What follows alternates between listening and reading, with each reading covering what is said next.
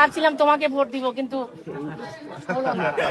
তুমি আসছো, কথা বলবো না, তাইলে হয় বলো। আমি শুধু পলিটিক্স কিন্তু সবসময় সুরক্ষিত ছিল তোমাদের জন্য।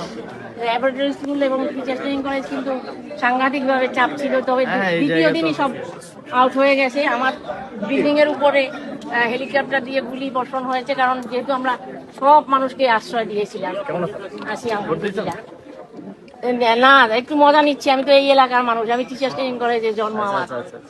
মানে আসবো যাবো, তারপরে দেখবো। খুব ভালো তোমাদের জন্য আজকে এই দিনটা ফেরত আসলো। কেউ মনে না রাখুক বা না রাখুক, কিন্তু উপরওয়ালা আছে এবং যারা সাধারণ মানুষ তারা সবাই অবশ্যই তোমাদের মনে রাখবে। অবশ্যই তোমাদের জন্য। আমি তো ভাবছিলাম তোমাকে ভোট দিব, কিন্তু